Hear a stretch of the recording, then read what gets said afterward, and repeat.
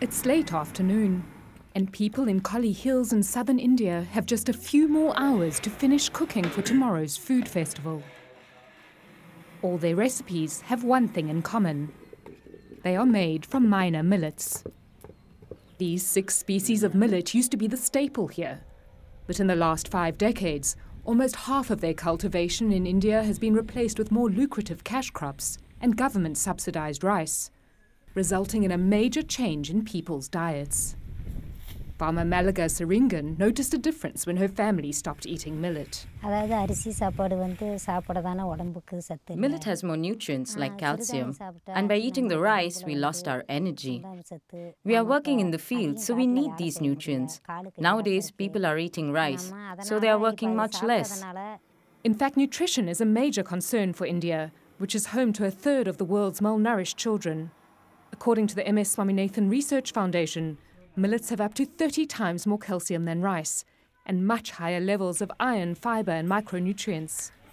They are also hardy crops, needing little water and surviving in harsh conditions, making them far more resilient to climate change than rice or wheat. So with the support of the UN's International Fund for Agricultural Development, or IFAD, the foundation has been encouraging people to return to millet production. It is good for your health. It is good for your agriculture, it's good for income, and it's good for India's national food security. But is this enough to convince people to return to a crop they virtually abandoned? Well, the foundation realized they first needed to understand why farmers turned to other crops.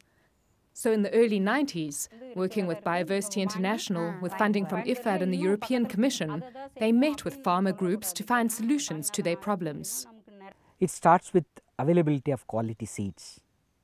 So introduction of seed sharing and linking with community-based seed banks was the first step we took. So in Malliga's village, the women farmers formed a group to collect, conserve and share their seeds. And combined with training in different farming methods, like planting in rows, their yields have increased by about 30%. But bigger yields mean more processing. And another challenge the project faced was that the manual pounding of the millet deterred a lot of the women. It used to take 1 hour to pound each kilogram of millet. But after the project provided these mills, it now takes Malliga only 5 minutes. So millet is now once again easily available here. Nowadays, we started eating millet. That's why we are going to the hospital less, and our children are growing very well. They have more energy and good health. Millet has now become a staple food for these 600 farming families in Collie Hills. And this is just the start. With the right markets, millets have the potential to reach millions of people. And this is the purpose of today's food festival. The farmers are spreading the word about the benefits of millet. If you eat millet murko, you grow big and strong. Now go eat. And tell your family to prepare it too. And it's now even easier for families to serve their children these foods because the farmers have taken their favorite recipes and turned them into a marketable brand. Now they have their own shop, and their products are being distributed across the state, changing the lives of the women involved, like Alexandre Kumar. Now we have started adding value to millet production. That's why we are getting money. Before we didn't do this, and we had to depend on our husbands. Now we are earning our own money, which we use for our children's education and our family expenses. And now farmers like Lata are about to get access to an even bigger market. For the first time, India's new food security bill lists minor millets as one of the crops the state will buy directly from the farmers for national distribution. And for Professor Swaminathan, this is a fulfillment of a mission. The mission was not just for millets alone. The mission was sustainable food security. That means sustainable livelihoods of our people. And these people enjoying their millet dishes at the food festival need no more convincing.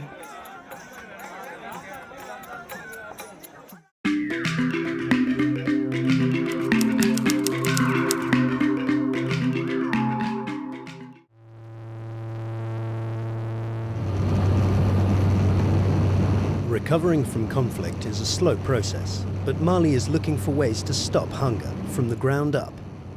The World Food Programme is helping farmers help themselves and their communities by buying food from them. That food is then distributed to people affected by the fighting and drought. The project is called Purchase for Progress, or P4P for short. It's a project through which WFP, with its purchasing power, wants to provide a market, a guaranteed market to farmers. The flexibility of the project allowed us to sign forward contract last year after the coup. So by signing this forward contract, WFP was providing this farmers organization with a guarantee that if they have surpluses, WFP will be able to pay the right price, the fair price. WFP is also investing in their future. Here in Dogon, these farmers are trained to produce and sell better quality crops. They're not only earning more money for their families, but also bringing communities together, something much needed in a country that has been divided.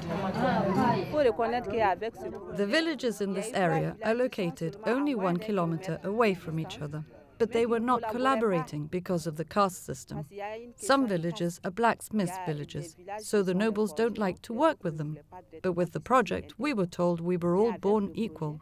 This applies to the work as well. So we don't need to know who is a blacksmith and who is a noble. We are all treated equally. Women are the first ones to join the project. Then, when they understand that everything works well, the men start participating too. The strength of the P4P programme comes from bringing farmers, communities, local and international organisations together to help Malians like Bintu help themselves.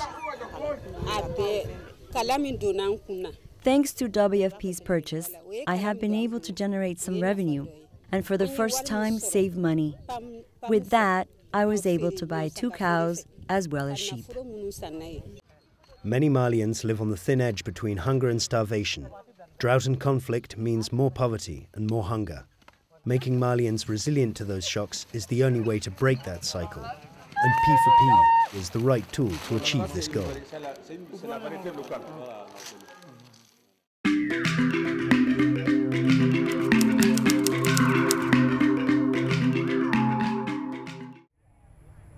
In 1990, 1 in 3 Vietnamese people didn't have enough to eat.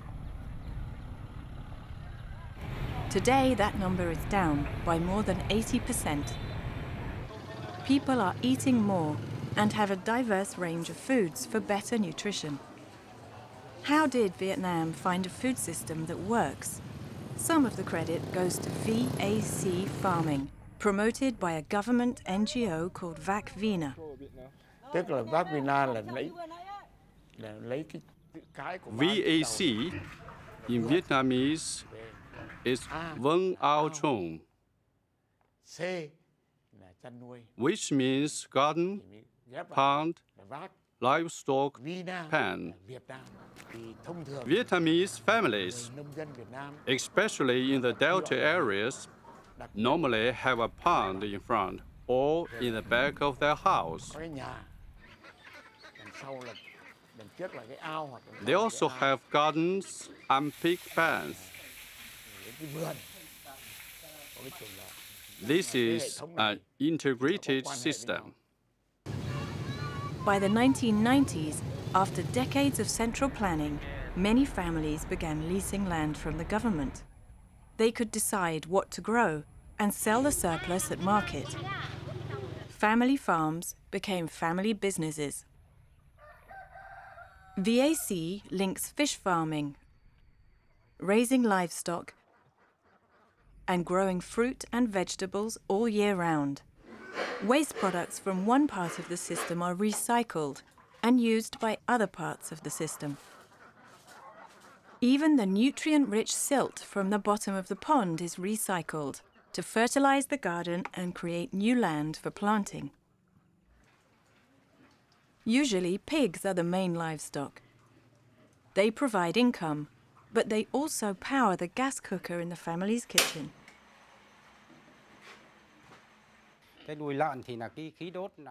For example, with the pig pen, we don't have to buy gas for cooking. The manure is used for fish production. The biogas system helps protect the environment. We also use manure for the garden. The wastewater of biogas is very good for irrigating crops. This type of irrigation water is better than nitrate.